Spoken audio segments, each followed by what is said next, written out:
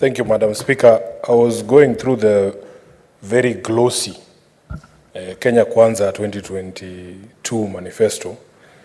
Madam Speaker, one of the striking things that one gets from the very initial pages of that manifesto is that the Kenya Kwanza political coalition at that particular moment in time had properly diagnosed the problem with Kenya's debt. At least that's what they told us. And in fact, there is a paragraph that I wanted to borrow there. They said at the time of campaigns that the usual adage, the common adage that when you are in a hole, you should stop digging.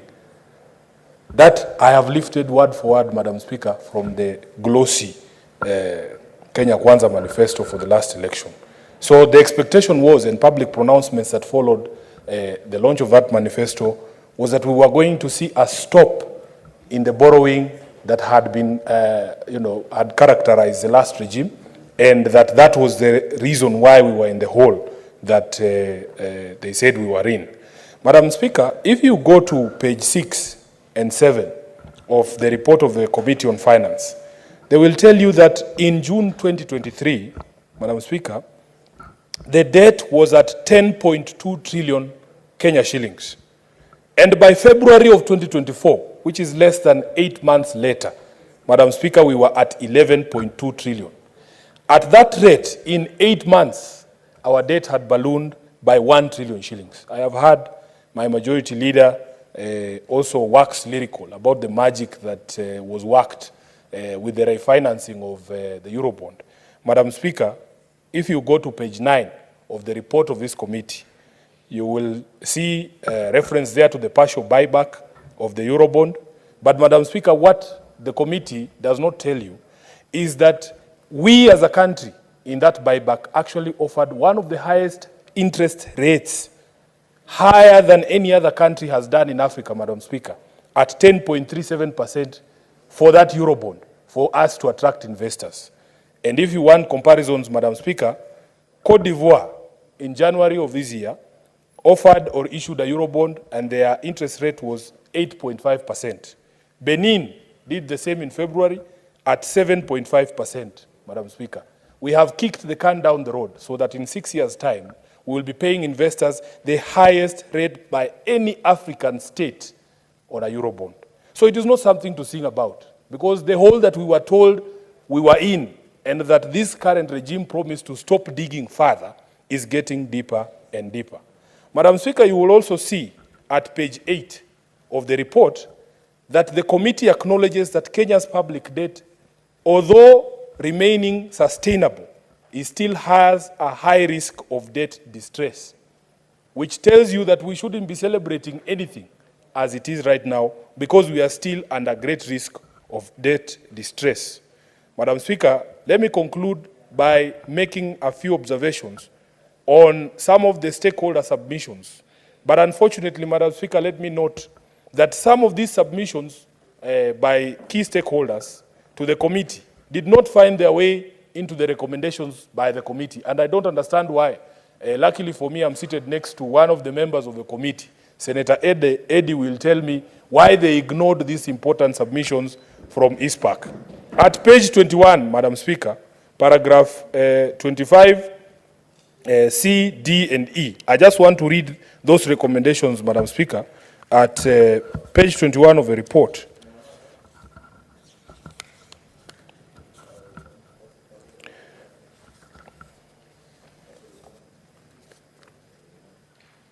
No, do I have the right report, really? No, this is the right report. Sorry, Madam Speaker. Madam Speaker, this is what the Institute of Certified Public Accountants recommended.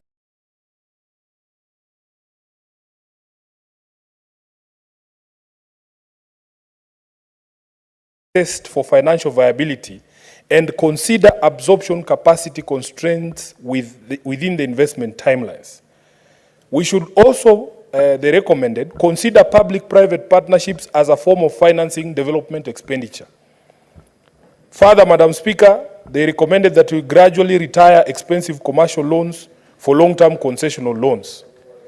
And Madam Speaker, one of the recommendations that has actually been debated this afternoon when we were discussing another matter is that Parliament should demand regular reports on capital projects financed through debt from the National Treasury to enhance openness and transparency. The reports should include the corresponding feasibility studies, details of commitment fees, if any, and the project implementation status.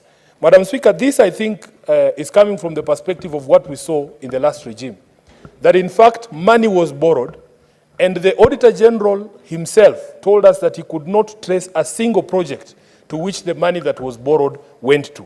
Madam Speaker, we had the specter of projects such as the Aurora and Kimwarel dams. So that, Madam Speaker, if we were in this position, Parliament should be demanding regular reports. We should be shown why was this money borrowed, which projects had been identified to be supported through those borrowed funds, the feasibility studies, the commitment fees that had been paid. Because you remember, Madam Speaker, there was a controversy at that time with the Aurora and Kimwarel dams as to what commitment fees had actually been paid. And it involved the person of the current president, when he was the then deputy president, telling the country that it was a mere 9 billion shillings, just a small figure, 7 billion. 7 billion shillings, he told us that had been lost. Madam Speaker, so that if we have those details as Parliament... What is your point of order? Senator Gloria, resume your seat. Madam Speaker, I stand on Standing Order 101 on contents of speech. Reference 1, neither the personal conduct of the President nor the conduct of the Speaker or any other judge. Madam Speaker, it is not in order that Senator Edwin Sifuna is referencing the President and in the manner with which he's doing. This is based on our standing order. If he can be able to articulate his points without having to drag either the name of the President or the Speaker or any of the persons that are mentioned under Standing Order 101 under content of speech.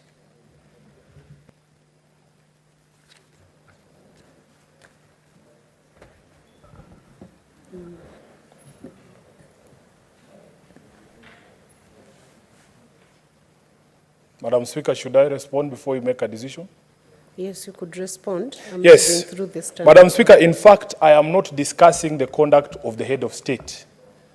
It is a matter of historical fact that it was a pronouncement he made regarding the controversy surrounding the Aurora and Kimwarel dam project, and that in fact there was controversy at that particular point in time as to just how much money had been lost or alleged to be lost in that particular project. And the recommendation from ISPAC that I'm reading from the report, Madam Speaker, was that we should get the regular reports from government itself, including details of any commitment fees that has been paid. If this was being done, Madam Speaker, the point I was making was that there would be no room for such controversy. I am not discussing the character of the President. I know that under the standing orders, if I wanted to do that, I would bring a motion. It is something I am happy to do, because there is many questionable conduct that we have seen from the head of state and his government. But I have not brought a motion yet.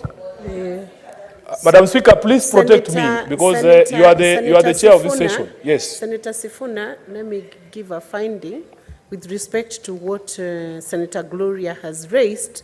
I have looked at Standing Order 101, the mode in which Senator Sifuna has brought out that issue has not as of yet discussed any conduct that could be adversarial to the person of the presidency.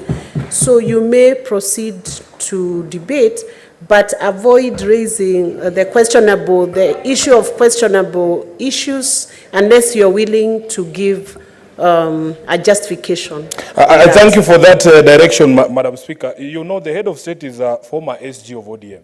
He has the skin to take this criticism. I don't know why people or some senators on this floor feel the need to be overprotective of the President.